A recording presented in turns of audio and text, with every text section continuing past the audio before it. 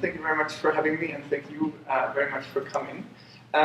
So the place where I work, the Poverty Action Lab, when somebody gives a talk, the aspiration is to interrupt at least once on every slide. And ideally to ask a question about what's going to be said on the next slide. So I would encourage you to follow that and interrupt me as frequently as you wish, so that this can be more of a conversation than just a presentation. I've given this talk many times, it's really boring for me, so if you ask questions, it will help me to not fall asleep. So the idea behind this research agenda is to understand poverty through the lens of behavioral economics, psychology, and neuroscience, and try to first understand it, and then secondly, hopefully do something about it. And the reason to be interested in it is because differences such as the following still exist. So this is a typical American family with what they would eat in a typical week. It costs about $360 to buy this. This is a typical family in South Sudan with what they would eat in a typical week. It costs about $36 to buy this. And this tenfold difference in consumption leads to really stark differences in outcomes. So, for instance, if you happen to be born in sub-Saharan Africa, you can expect to die about 23 years sooner than if you happen to be born in North America. Similarly, let that number 23 detonate in your head for a minute. That's a really long time. Similarly, if you happen to be born in sub-Saharan Africa, you have about a 10% chance of dying before you reach the age of 5. That's 14-fold higher than if you happen to be born here. So it's 2014, and these stark differences still exist. I think it's really urgent we do something about it. And over the last maybe decade and a half or so, the approach that the Poverty Action Lab, where I work along with its sister organization, Innovations for Poverty Action, has taken is to treat this as a scientific problem. So it's sort of like an engineering problem. And ask, in practice, what really works and what doesn't work, using the methodology of randomized controlled trials. So just like in medicine, when you test a drug, you have a treatment group that gets a drug and a control group that doesn't get a drug. That tells you which drugs really work and which don't. We can do the same thing with social programs and have the same kind of rigor and identification. So randomly assigning people to treatment and control groups allows us to get really solid estimates of which programs work and which programs don't work. And I want to show you one of my favorite examples of the success of this approach. So here is getting kids to go to school is a really big challenge in developing countries. They often don't, and that's a problem because we know that going to school is going to help them a lot in the labor market later. So how do we get kids to go to school? Here's a summary of several randomized controlled trials that have been done to address this problem, and what you're seeing here is the number of extra years of schooling you can buy by spending $100 in different types of interventions. So for instance, you can buy an extra 0.02 years of schooling if you spend money on unconditional cash transfers. You can buy an extra 0.71 years of schooling if you spend money on free primary school uniforms. But the interventions that take the cake here are deworming and information. So deworming, it turns out that lots of kids in developing countries have intestinal worms, which makes them sick and they can't go to school. They want to, but they can't. And if you deworm them, which costs less than $1 per child per year, school attendance increases a lot. So this is a very cost-effective way of getting kids into schools. And this one is even more interesting. Information consists of simply telling parents how much their children can expect in terms of extra wages later from extra schooling that they get. So obviously this is really cheap to do. All you're telling a parent is a number, essentially. And they send their kids to school with much higher likelihood. And so this is a really cheap way to get parents to send their kids to school. So, yes? I'll be the first to interrupt you. How generalizable is this data? If you have deworming in Kenya, can you do the same intervention in Malawi and have the same impact?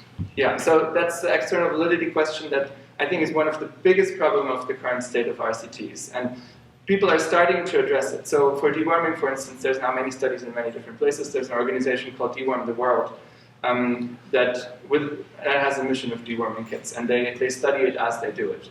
And so that at the moment that's an under-addressed question, but people are starting to think about it. So I'd like you to notice three things about this graph. The first is that the interventions well, I guess the first is that there's large differences here. So it's very useful to do this kind of research because what really matters is cost effectiveness. Resources are always scarce, and so you want to know what the best intervention is from a cost effectiveness perspective.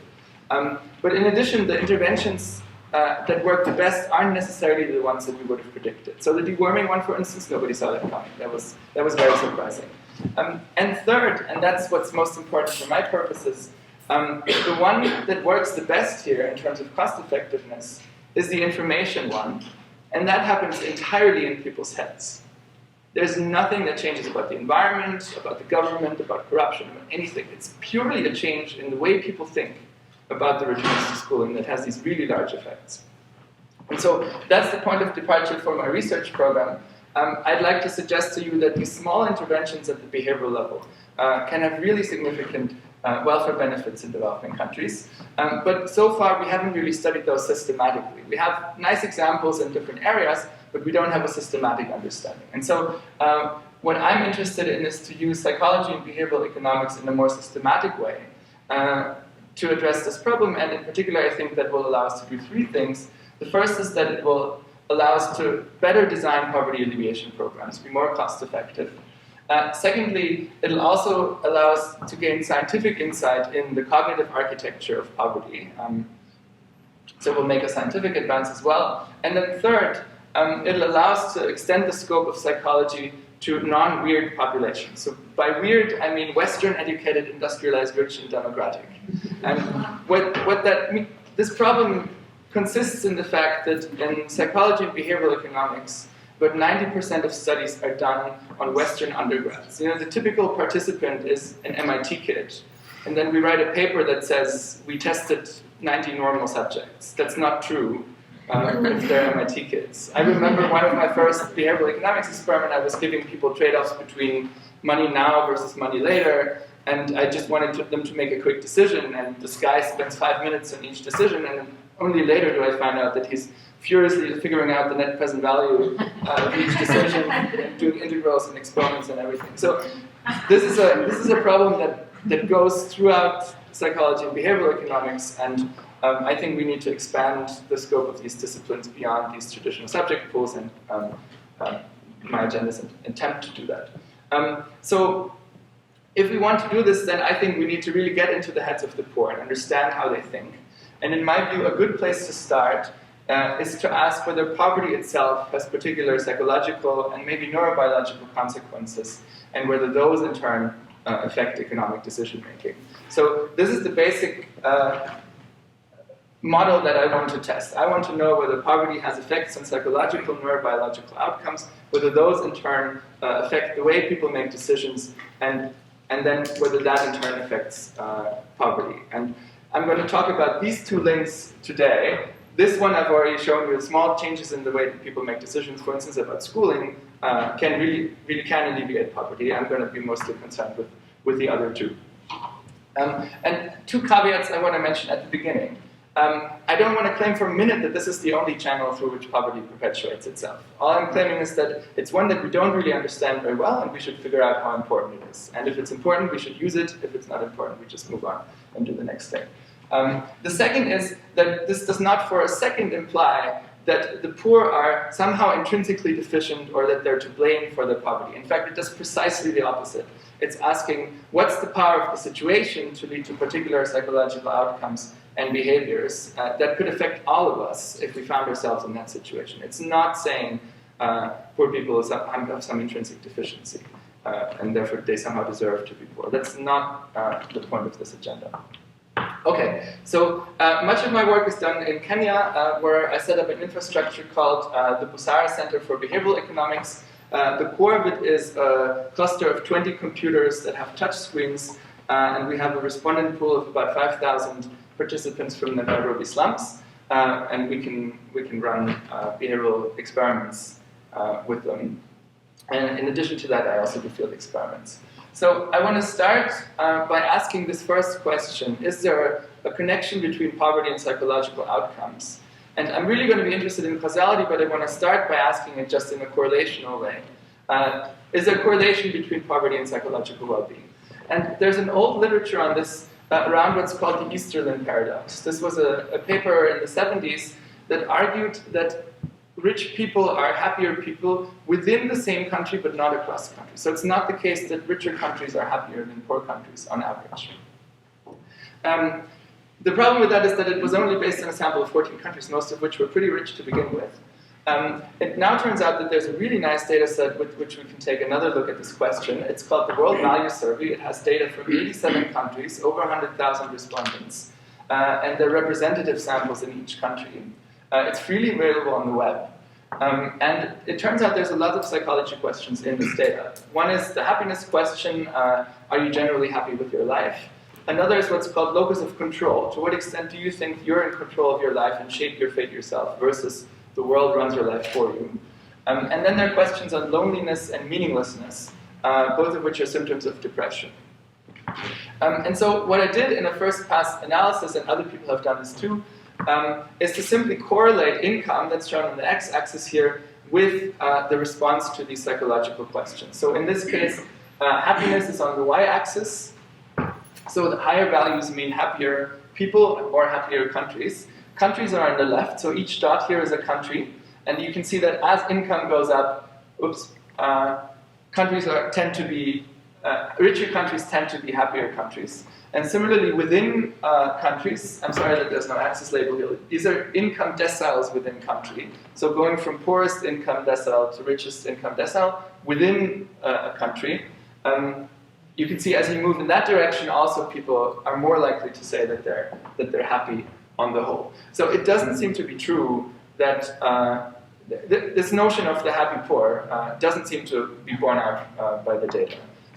So I'm sure you've gotten this question many times. So what do you make of the countries that are on the top left quadrant that seem to have the lowest GDP and also be the happiest because they're even happier than those that are much richer?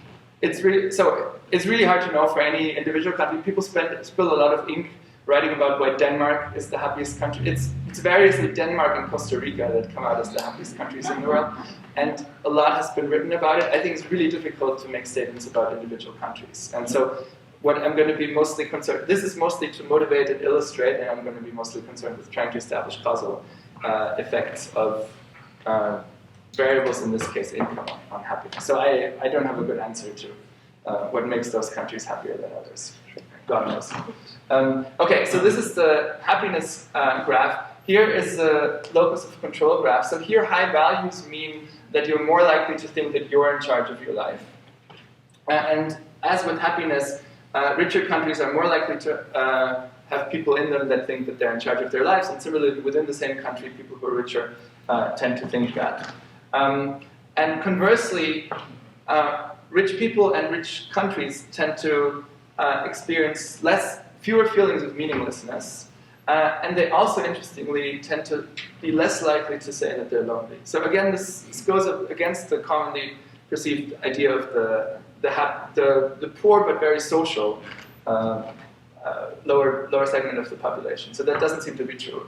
If anything, you seem to be more likely to be lonely if you're poor. So when those questions are asked, does it work that people are asked about their monetary situation and then those kind of questions being asked after that? Because so in the World Value Survey, you raise this question and it can. And you could be unhappy because you just found out that you're right. There could be dynamic. That's definitely a possibility. Yeah.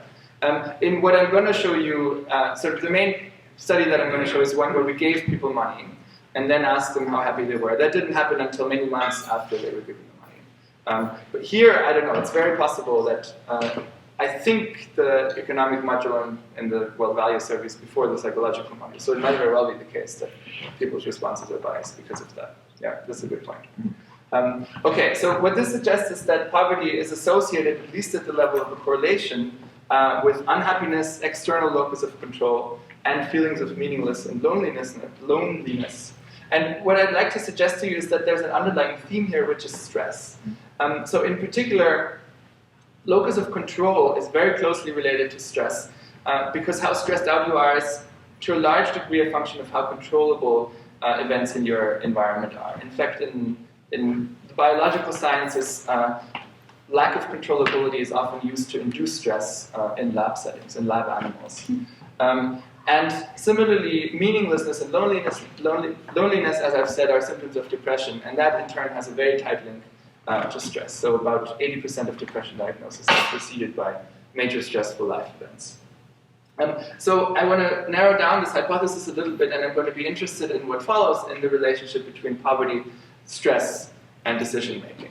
And I want to quickly define stress, so I'm going to use the definition that neurobiologists tend to use, which is stress is environmental demands that exceed an organism's ability to cope, and the organism's response to those demands. So this is called the allostatic load concept in the neurobiology literature.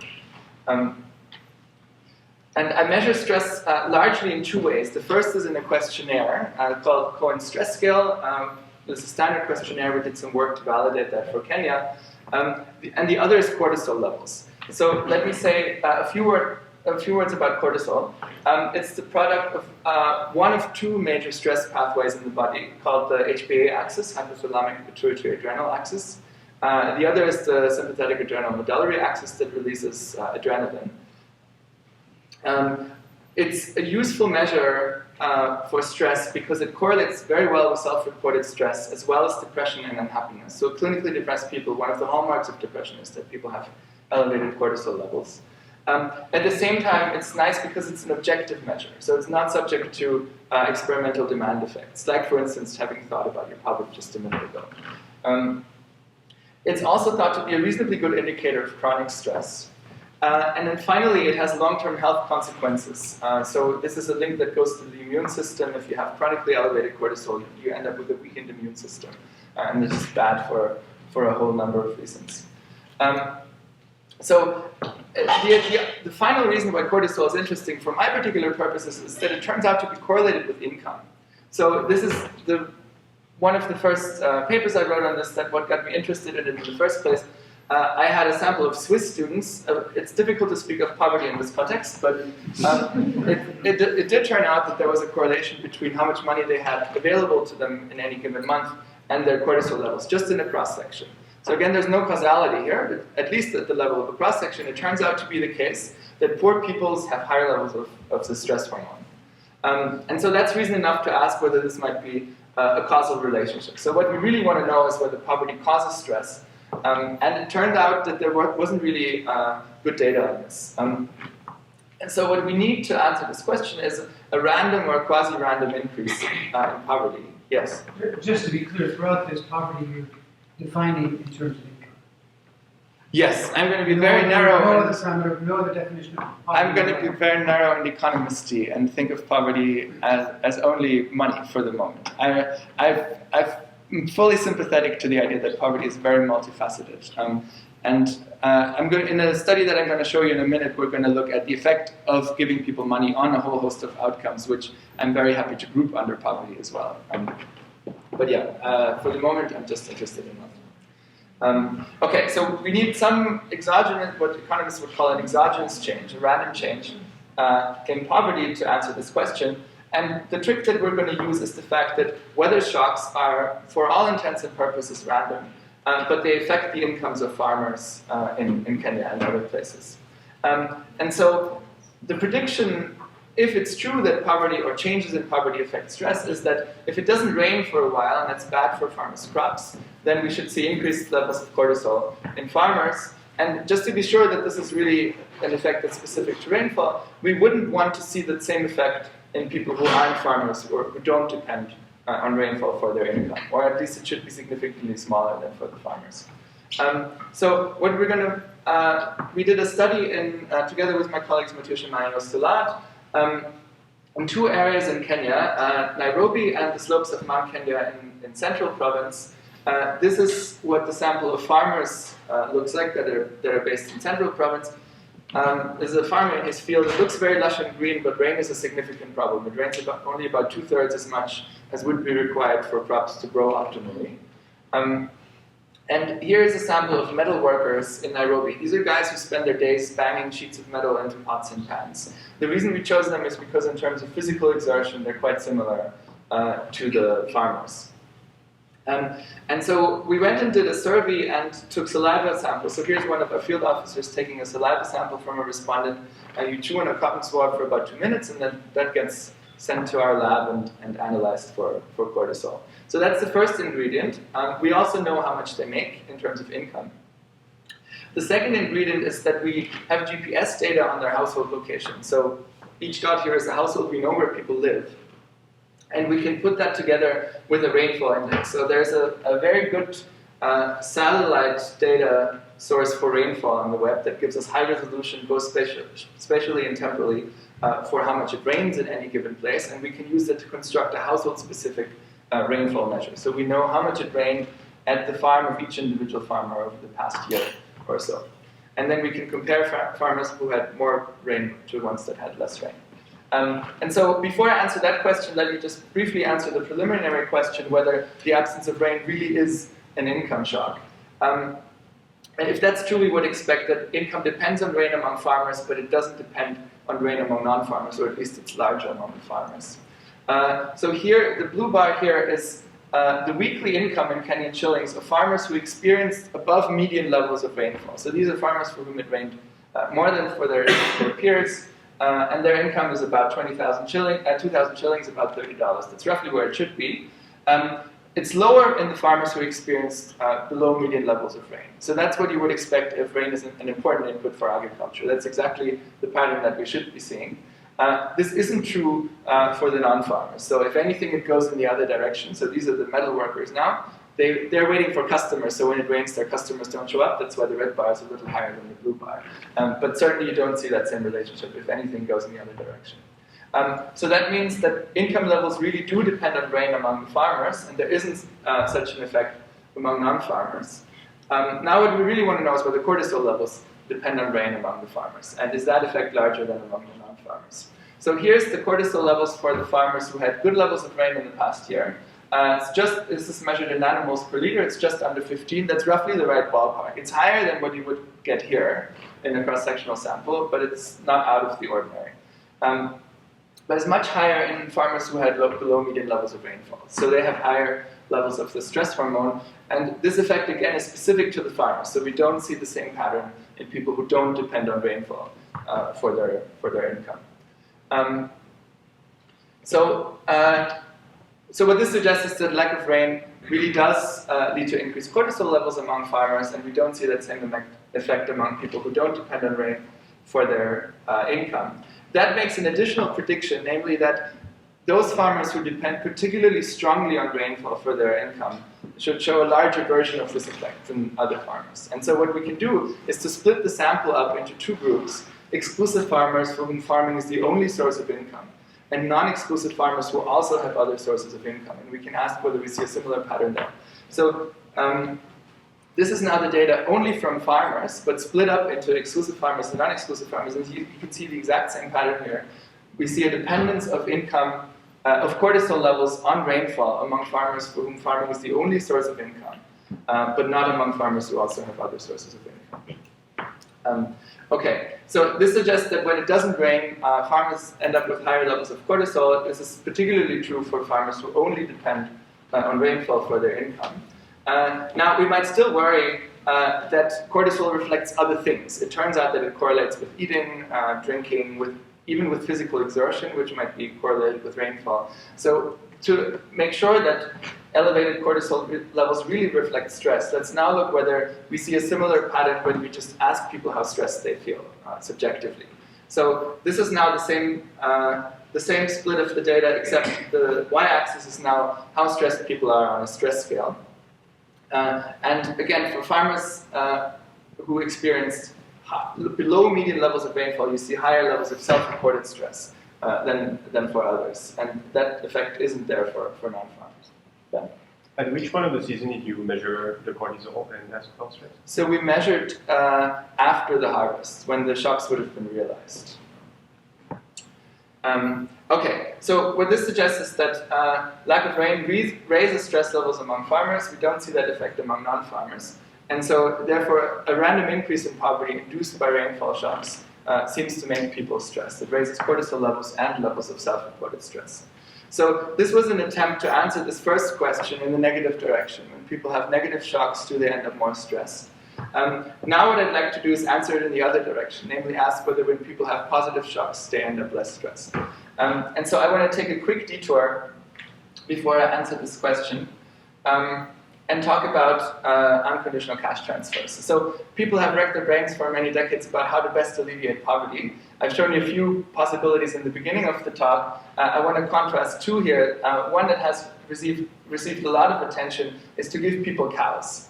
There's lots of NGOs that do this. The problem with that is that, so farmers do need cows, it's a good idea, but it turns out to be very expensive. So for instance, in West Bengal, buying a cow is quite cheap, it costs $166, but getting the cow to the household costs almost twice that. And so that's quite inefficient. It might very well be the most efficient thing to do, but it's reasonable to ask whether there's other things that are more efficient. So another thing that you might think might be useful is to just give people cash. And this has received a lot of attention recently, and from an economist's point of view, it's very attractive for a number of reasons. The first is it has very low transaction costs. So the NGO that I'm about to show you spends 7 cents on every dollar to get cash into the hands of poor Kenyans. Compare that to the $2 per dollar that you had to spend for the cow. It's much lower.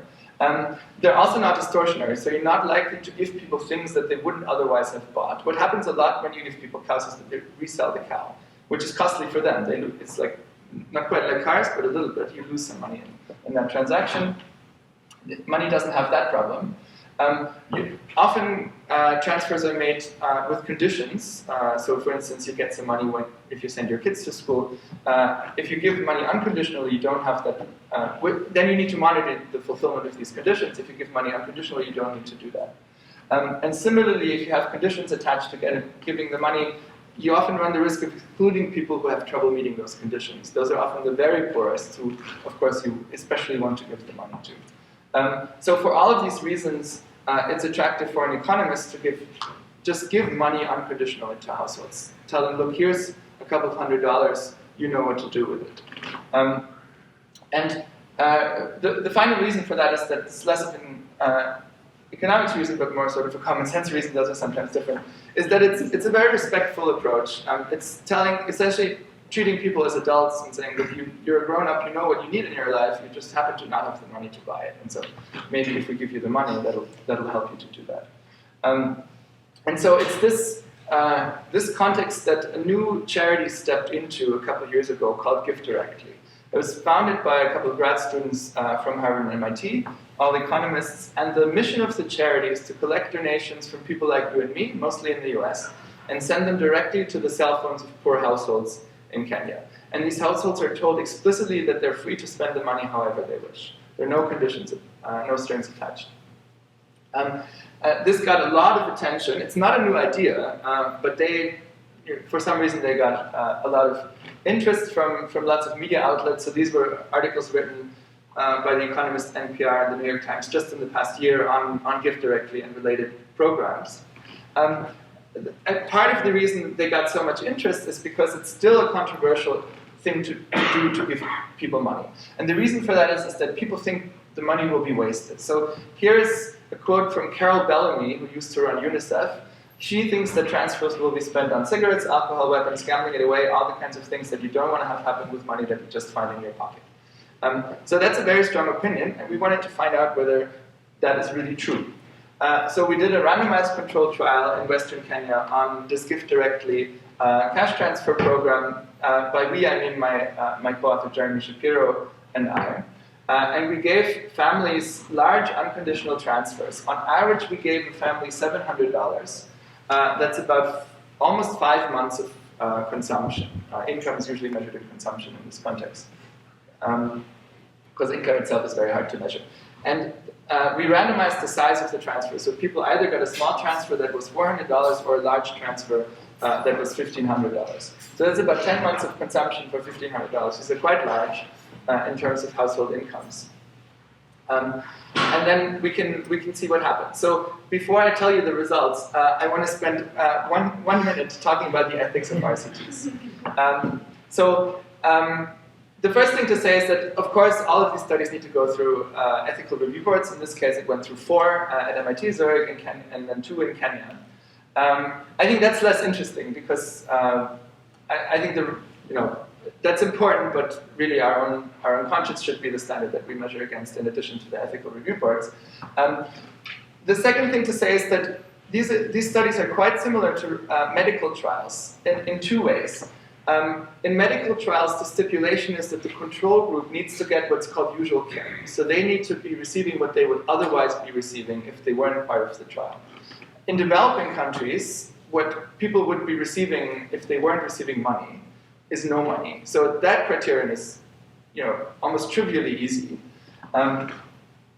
The second criterion that medical trials need to fulfill is equipoise, and that's some sort of genuine uncertainty about whether the treatment is useful or not. As soon as you're certain that one treatment is better than the other, you should just be giving that one treatment. In the case of giving money, at first glance it might seem like that's unambiguously useful. At second glance, you can easily see how that might lead to envy, to conflict within the household, to conflict between the households. Carol Bellamy thinks it will be drunk away, it will be spent on weapons. We didn't have weapons in our questionnaire, but you can easily come up with reasons why giving people money might be a bad thing. So equipoise we have as well. But then the third thing, and I think that's sort of the most convincing in the context of these development economics RCTs, they're different from medical trials in that aid is already going to developing countries. It's not like we're taking a new pill and shoving it down people's throats. These programs are already happening. The difference is that we're mostly doing it with our eyes closed. We don't know what they do.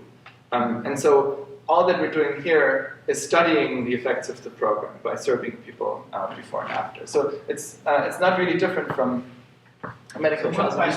Yes? You're making multiple analogies to medical trials, and in medical trials you have patient profiles. So can you talk a little bit about your your member profile? Because in a medical trial you talk about the patient's gender, age, ethnicity, socioeconomic background, and that's very important for medical purposes, and I'm sure very important for this socioeconomic.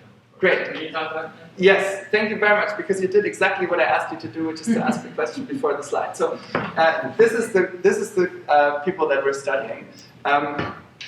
We chose a region in Western Kenya called Rarieda, based on the Kenyan census, for being the poorest region in Kenya where we could safely work. There's poor regions in northeastern which were off limits for safety reasons. This is the poorest one that we had access to. This is what a typical household looks like in that region. They often live in thatched roof homes, so grass roof homes. That's a good proxy for poverty. That was the eligibility criterion that GiveDirectly, this NGO, used to consider people eligible for the study. Typical household size is about 5.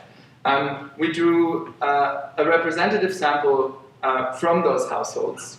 And from all the villages in the region, we chose 60 treatment villages and 60 control villages. So the treatment villages are shown in red here, and the control villages are shown in blue.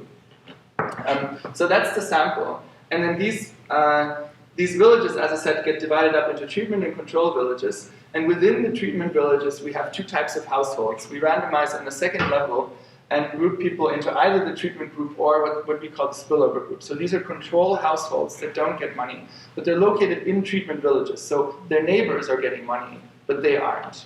And the reason to do that is to compare these households to the pure control households to ask whether people are worse off or better off when their neighbors are getting transfers than when their neighbors aren't getting transfers. Yes?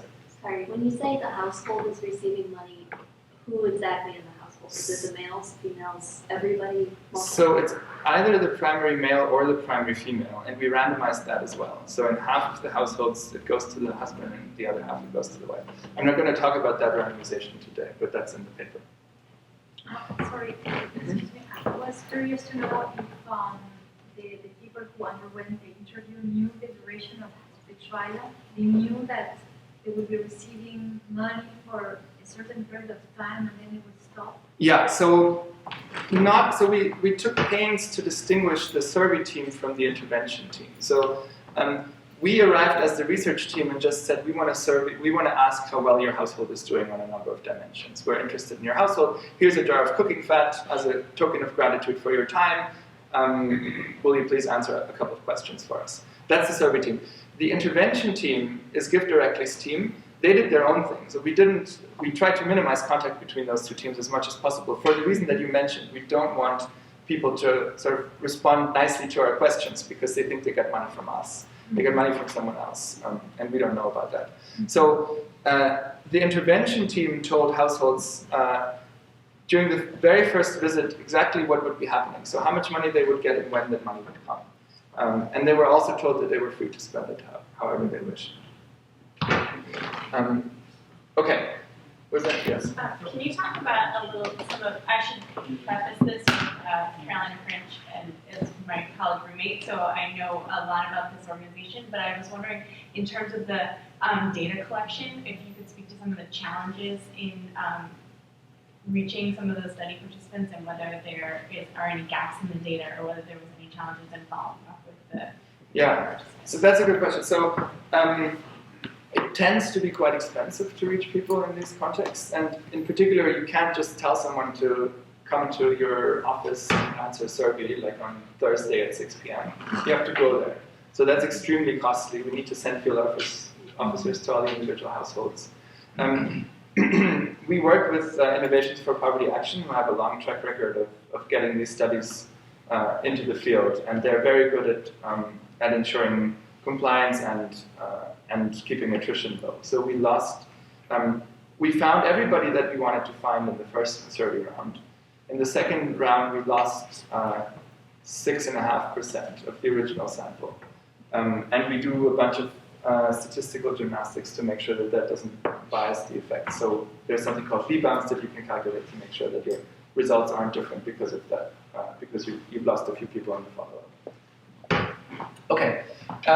So the question that I want to ask, there's lots of questions we can ask here, but the one that I'm interested in the context of the agenda I'm telling you about is whether alleviating poverty in this way reduces stress. So I'm going to show you stress results on 4 dimensions, happiness, stress, depression, and cortisol levels, and then an index that's a weighted average of these dimensions.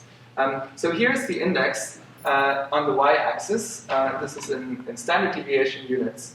And the yellow bar here is the spillover group, so that's the control households in treatment villages. Those are 0 by definition. I just took their value and I subtracted it from everybody so we have something to compare it to. The pure control households are the control households in the control villages, so nobody in their village got a transfer. And the first thing you can see here is that in terms of psychological outcomes, it's not the case that the spillover households are somehow worse off or better off than the pure control household. So it's not the case that if your neighbor gets a lot of money and you don't, you're now less happy than somebody else in the village where nobody got any money. So that's reassuring.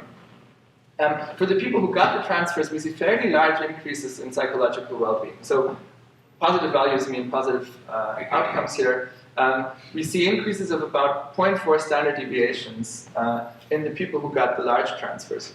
On the order of effect sizes that we can expect in these field experiments, that's very large. So we're usually happy when we see things between 0.1 and 0.15 standard deviations. This is really large. Of course, we gave people a wad of cash, but it's encouraging to see that it does something. So here's happiness. Also large positive responses in the group that got the transfers. No negative spillovers. So again, the treatment household, the control households in treatment villages are no worse off. If anything, they're slightly better off than the control households in the control villages. Converse pattern for depression. So we reduced depression scores in the treatment households quite a lot. We had a standard scale of depression in that moved more than most of these other measures moved. And similar results for stress. So also fairly large reduction for stress. Now let's look at cortisol levels. So here's the average cortisol level in the pure control group. These are villages, again, where nobody got a transfer. Somewhere between 11 and 12 nanomoles per liter.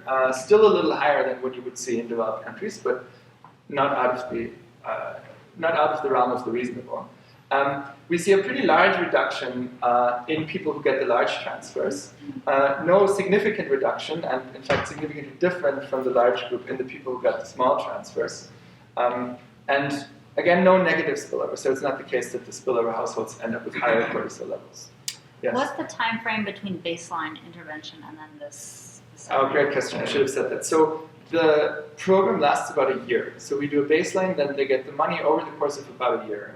And then we do an end line about 4 months after the last transfer. So the end line, this is data about 14, 15 months after the first transfer and about 4 months after the last one. Okay, so just to benchmark these results a little bit, so this reduction in cortisol between the pure control group and the large recipient group is about 1.5 nanomoles per liter.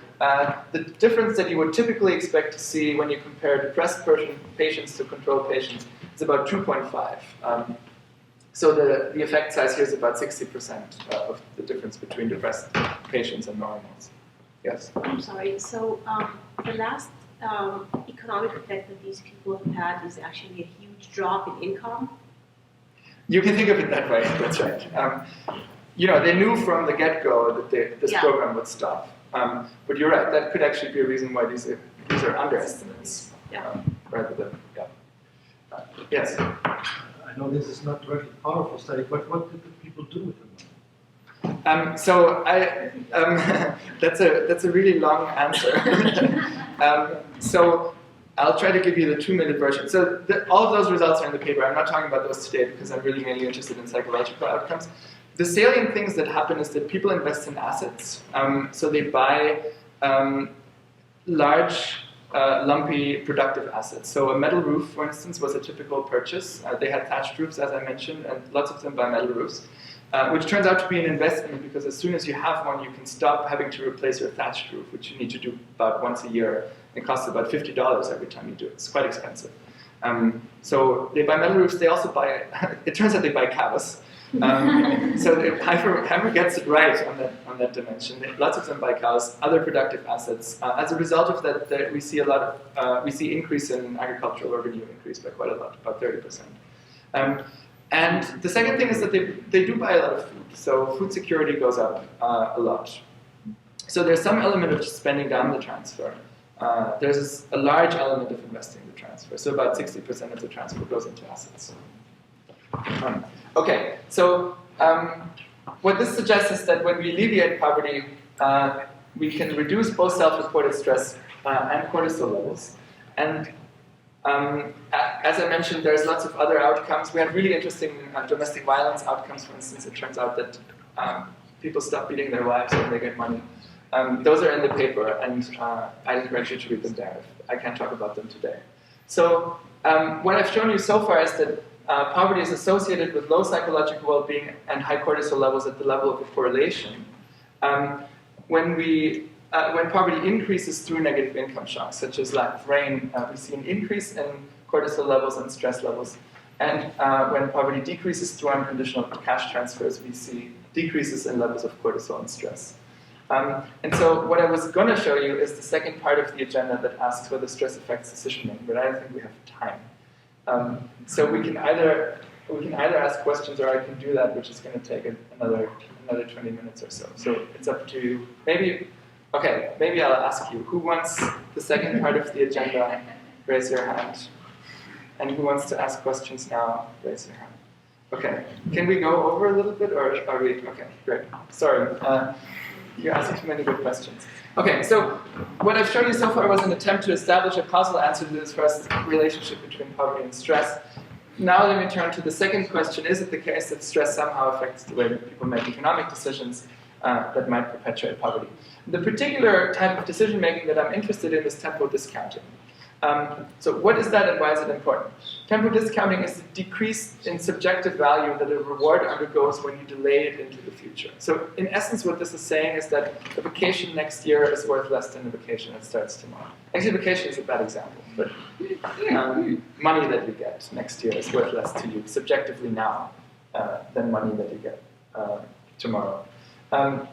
So the reason that this is important is that it lowers the attractiveness of making long-term investments. So to the extent that you reap the benefits of long-term investments only a couple of years down the line, like investments in health and education, temporal discounting puts an upper bound on how much you value those investments today. And it's already been shown that by helping people overcome their tendency to discount the future, we can achieve pretty significant welfare consequences in developing countries. So I want to give you 2 examples for that. Nava Ashraf and colleagues did a really nice study in the Philippines where they offered people a commitment savings device, which essentially consists of a voluntary lock on their bank account. From an economics perspective, you should never want that. All that it does is it makes you liquidity constrained. But there's 2 interesting findings here. The first is that people do want it. Not everybody, but lots of people want it. And the second is that it helps people save. So the households who took the program increased their savings rate by about 81 percentage points over a year. A second nice example is a paper by Esther Duflo and colleagues where they offered discounts on fertilizer to farmers that were timed very cleverly, such that they happened right after the harvest, when people had money from the harvest, rather than, which is what would normally happen, farmers having to buy fertilizer before the next planting season, by which time they've spent the money that they made during the last harvest, and they don't have money to buy the fertilizer anymore. So providing them an incentive to act now and buy the fertilizer was essentially a commitment device for them that kept them from spending the money down until the next planting season. And it increased fertilizer use by quite a lot. So what this suggests is that people have a preference for commitment, and so they have self-control problems, and they know it. So they know that they discount the future. They discount the future more than they themselves would like to discount the future. And so that's the reason that we've sort of convinced ourselves as a discipline that people discount a little too much for their own good. Yes? Just wondering, what were the sample sizes of these experiments? So the cash transfer study that I showed you was 1,500 households, so that ends up being about 2,500 individuals. The rainfall study that I showed you was 1,200 people. Okay, so the question that I therefore want to ask is whether when people have high cortisol levels, they discount more than when they don't. And so what we need to do that is a way to manipulate cortisol levels. And it turns out that Mother Nature has given us a really nice way of doing that.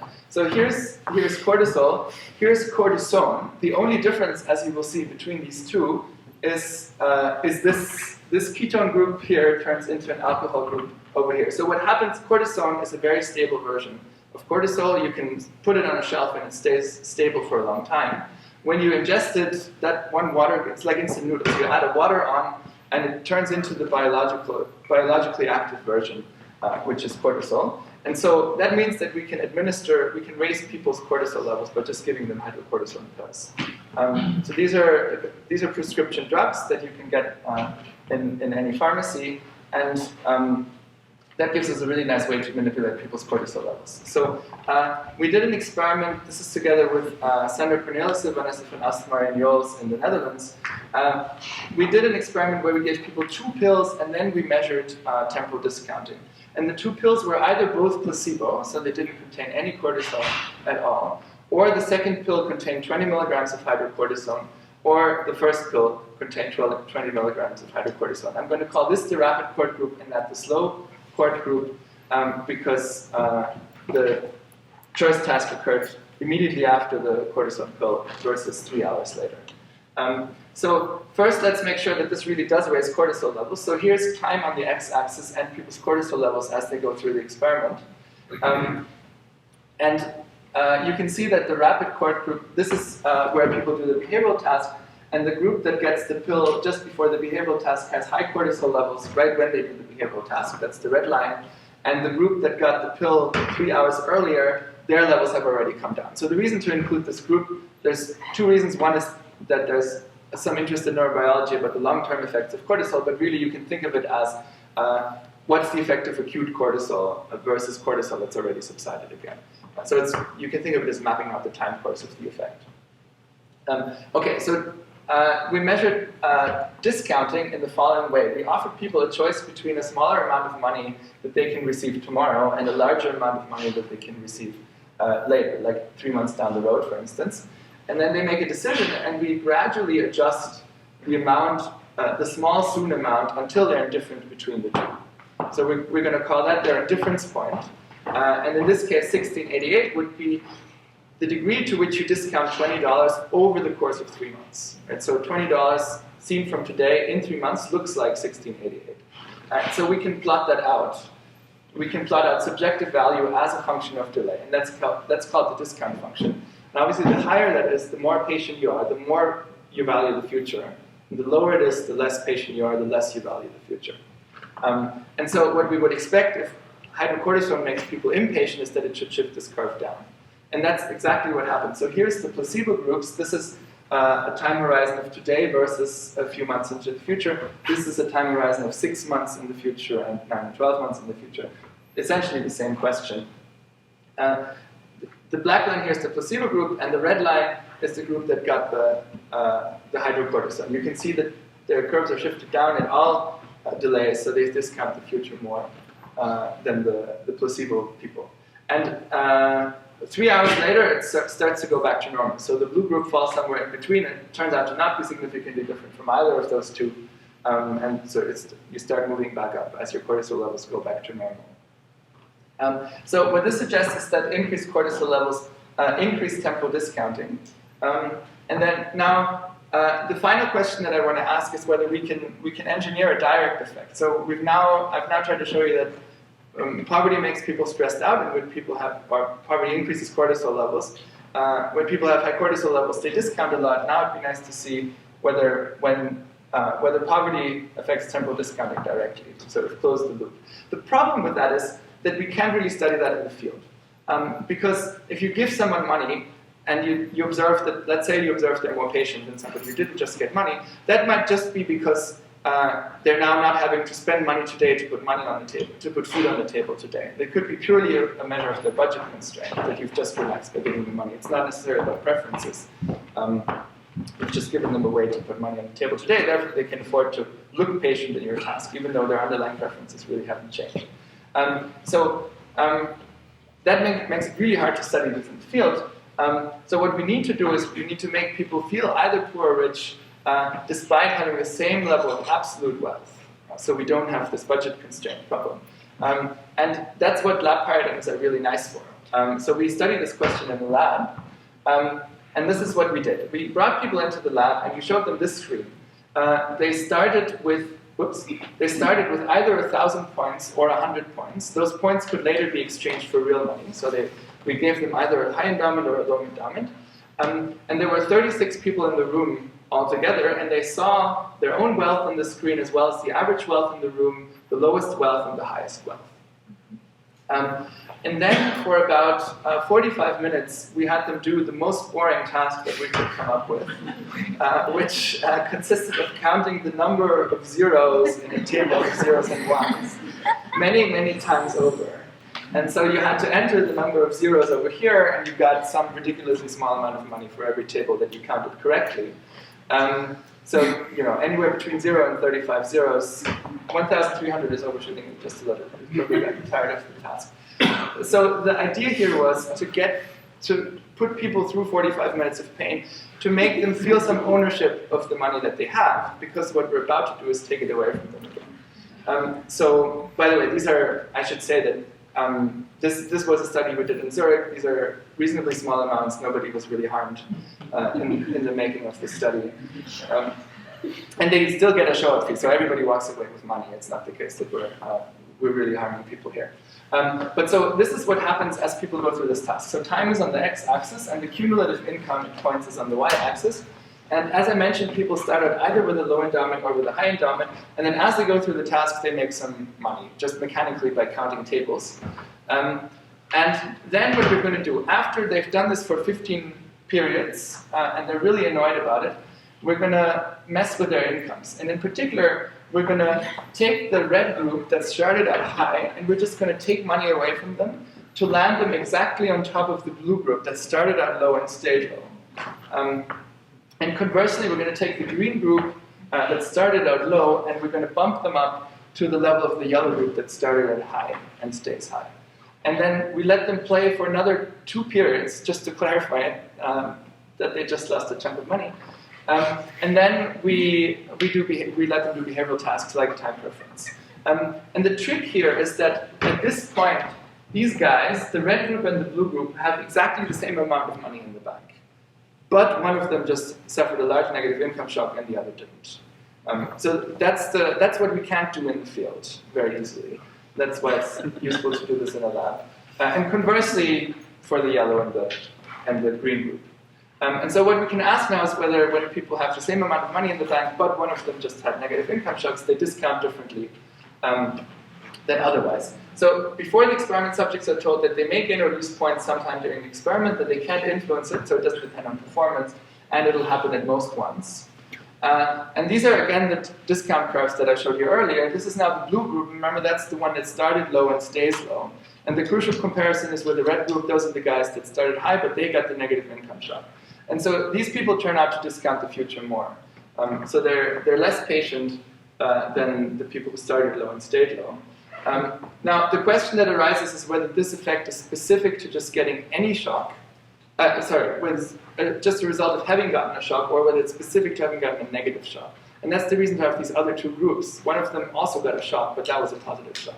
And so if it's specific to negative shocks, we shouldn't see the same pattern in that group. And that's the case. So remember, the yellow group was the one that, the green group was the one that got the upward shock. And their curve is above that of the yellow curve. So it goes in exactly the other direction for them. It also turns out to not be significantly different. So it looks like this is an effect that's specific to negative income shocks. I'm going to skip this. So when we give people negative income shocks, we increase temporal discounting, holding constant absolute wealth. Yes? Do the discount factor just changes, or do they also become more hyperbolic? They don't. So this is sort of a not so nice feature of the study. In the hydrocortisone study, they get more hyperbolic. In this one, they get more exponential. Yeah. Yes? You established an interesting relationship between time and money. So could one explain the stress caused by inflation? This because yeah, possibly. I guess every second of your life you're getting a little poorer because of inflation. Yeah. I guess that's right. And in a state of rapid inflation, the time horizons are dramatically altered. Yeah. And so the system would work the other way around as well, because money has a very intricate relationship with planning, and all of this assumes actually the money is stable. There's no inflation. Not necessarily. I mean, I guess people are free to build in their own, build in inflation into their decisions, right? So they can, if they get these trade-offs between money now versus later, they can deduct some for inflation and then let their preferences do the rest. We only say if you have trust. That's right. So right. That's a really good point. So and that's something that I think we can never fully. So there's a problem that we can never fully solve in these studies. So we go to lengths to keep transaction costs the same. So in this case, these were vouchers that people could cash at the cashier's office at the university. And in both when they're getting money today and when they're getting money in 12 months, they need to walk to that cashier's office. So that's equal. You know, arguably the probability of the University of Zurich shutting down between now and next year is small, but you can never fully rule that out, right? Like you might not be around next year for whatever reason. So I think we can't. There's always some irreducible uncertainty about the future, and that's dissociating that from time preferences. Many people have tried, and it's really difficult. So for all we know, you're completely right. For all we know, we might be measuring risk as much as we're measuring time. Well, often what people do is they control for risk. We didn't do that here, but that's a standard way to do it. Yes? So where I'm a little bit caught is here, and both in this study and in the RAIN study, where we're looking at sort of catastrophic or uncontrolled events that lead to a decrease in wealth. But I'm wondering whether there's a difference between sort of a sudden shock, or, for example, you showed that cortisol sort of trails off, right? So is it different if you're looking at sustained poverty and sustained cortisol levels as opposed to looking at a shock or an event, and does it then go back to some sort of... Yeah, that's a really good question, and I think it's really hard to answer. So I can tell you two ways in which we're trying to answer it. The first is, in the study that I showed you, the cash transfer study, we randomized whether people got lump sum transfers, so just a one-off transfer, or monthly transfers. So that, in principle, is a way of getting a little bit of that distinction, because the monthly transfer feels more like a change that's more permanent. Unfortunately, we measured after the end of monthly transfers. What we really should have done is measured during the transfer. So we can't really answer that question for that reason. The other thing, though, that we're doing is to just have a long-term follow-up. So we measured 4 months out. That's not really when we want to measure from a welfare point of view, because what really matters is how well people are doing 2 years out, 5 years out, and so on. And so that we're going to do. In this context, it's really difficult to answer the question of what would happen if you had an increase in your permanent income. Right? So getting a pension, for instance. There are people who've studied pensions. So Esther Defoe, for instance, has a paper in South Africa where people suddenly get pensions. And they also end up being much less depressed than they were previously. We couldn't do that here, but other people have done that. Yes, you first.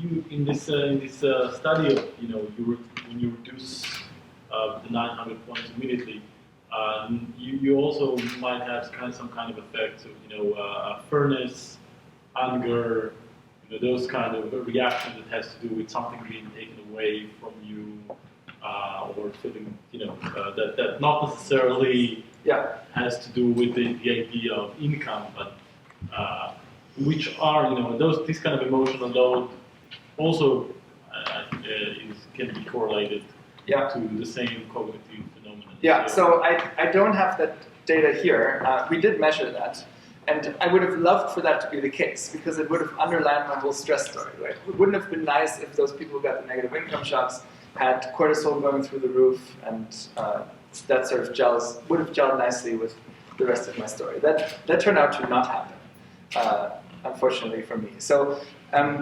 And we also discount a number of other alternative explanations. The other thing that you might think would happen is that people somehow establish a reference point. They have high income for a long time, and then suddenly it drops, and now they're trying to get back up to where they were, and that's income that they were going to get today, so they're particularly interested in getting money today.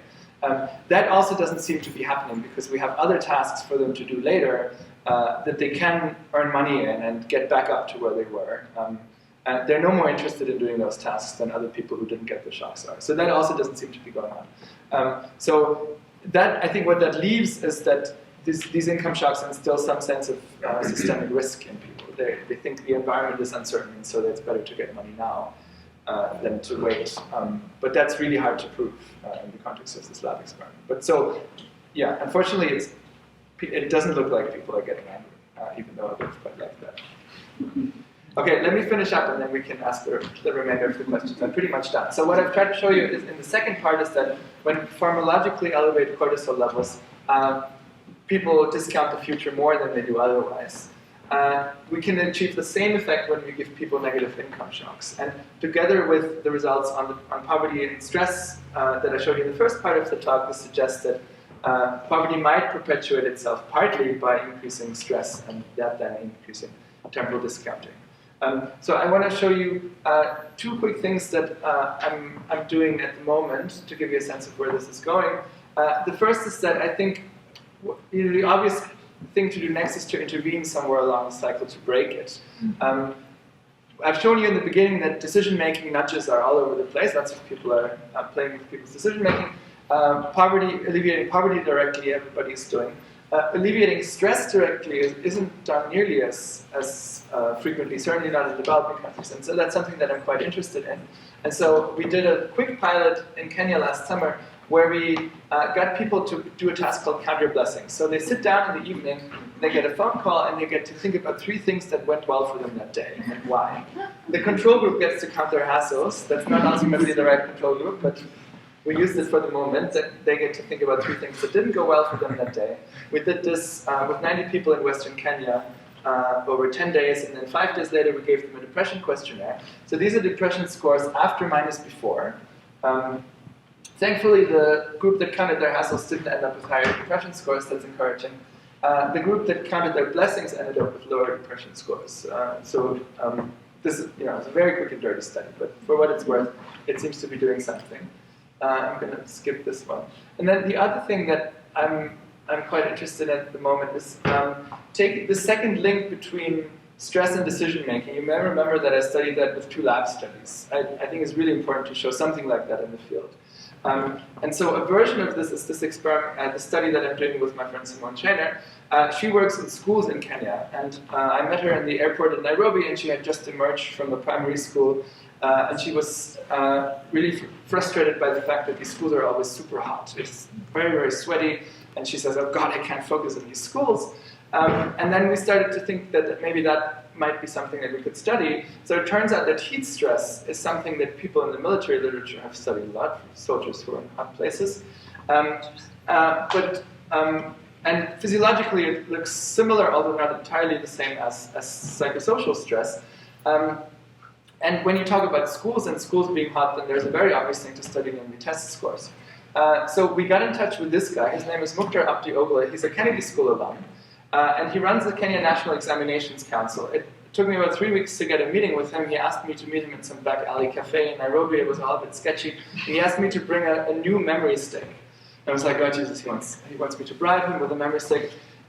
So I show up at this cafe with my memory stick, and instead of taking it as a bribe, he puts it into his laptop, and he gives me the most incredible data set that I've got, namely the standardized test scores from all Kenyan students over 5 years, 5 tests per student per year. So 25 million test scores. And so the other thing that we have is the locations of the schools. So we know where we have the GPS location of the school, and we can put that together with climate data that tells us how hot it was in a particular school on the day that a kid took a test. And we can compare that to how hot it was in that same school the year before when other kids took the test. And we can ask whether when it's particularly hot, kids perform worse. And that looks, this is extremely preliminary, but in the first analysis that looks like that might be the case. So temperature deciles on the x-axis here, this is, number 10 is when it's particularly hot today compared to how hot it usually is at your particular location. And kids tend to perform somewhat worse than otherwise. Okay, so I want to thank the team. This is the team at Busara in Kenya who contributed a lot to this work. These are my collaborators. I want to mention especially my RA Faizan Diwan, who spent 2 years of his life running the cash transfer project in Kenya. It's a huge project, and he did a really good job. And funding came from the NIH as well as a couple of other places. So thank you very much. Sorry it took so long.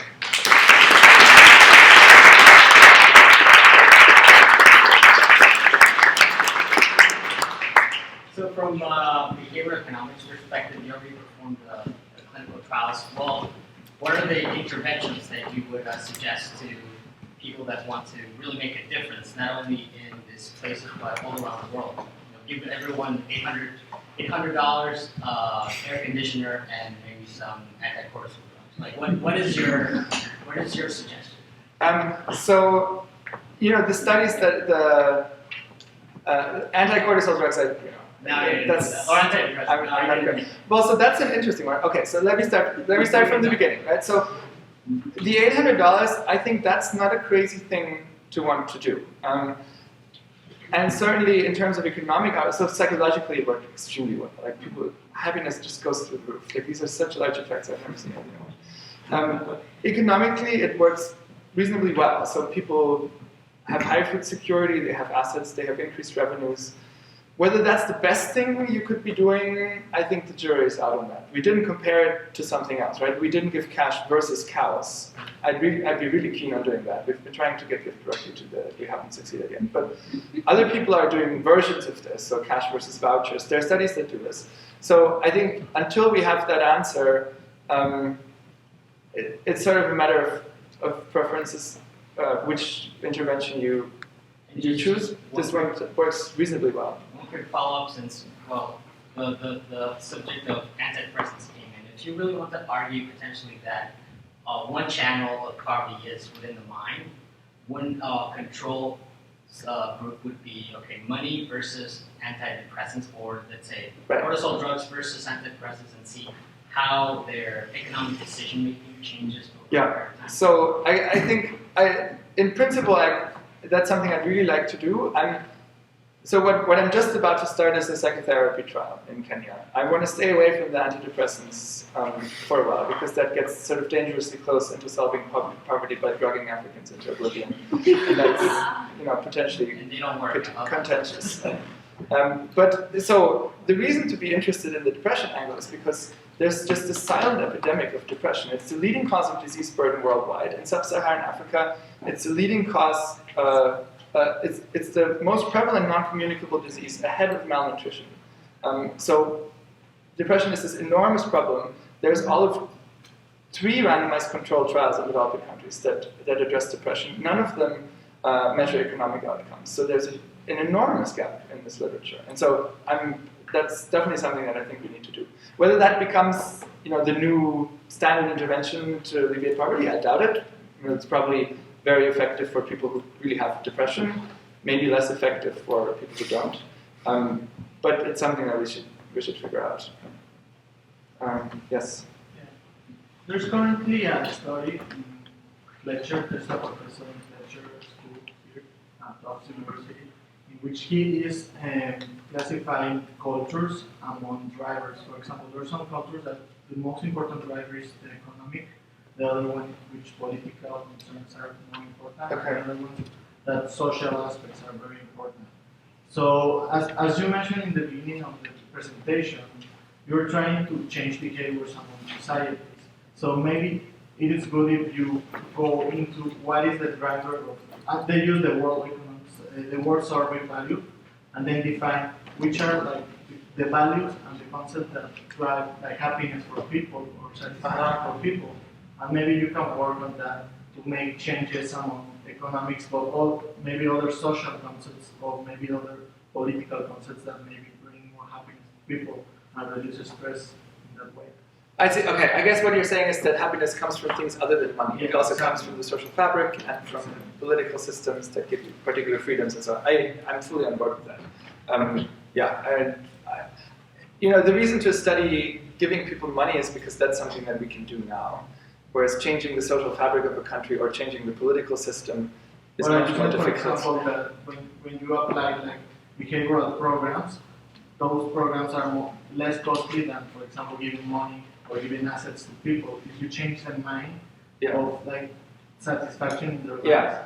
that may or like focus them into be more effective to get Yeah. what they really like, what they really appreciate. Yeah. You can make a huge change. Right, so that's the hope that's the idea between intervening at sort of all 3 levers of this putative feedback loop, right? We want to figure out exactly how much bang for the buck we get when we intervene on the poverty end, on the decision-making end, and on the stress end. And then we can choose the ones that work the best. Yeah. And at the moment we have no idea, because we don't know the stress answer. So one more last question. Okay. So, have you? So you talked about this intervention. They count your blessings, count your hassles. Yeah. Is there any measurement being done to the economic and poverty situation for those 2 groups? We didn't in that pilot. That was just a quick. I just wanted to see if we can get anything. That's also why we chose that stupid control group of count your hassles. That's not really the right control group. So if we do the full study, then that would be absolutely. It would be cortisol as well as economic outcomes as well as psychological questionnaires. I'm not fully convinced about doing that study because the harder you look. In Western context, this intervention has already been tested a bunch of times. It's a little like homeopathy. The harder you look, the weaker the effects are. So I'm not fully convinced that I believe that intervention really does something. We might do another pilot and see if we get the same thing again, and then maybe scale it up.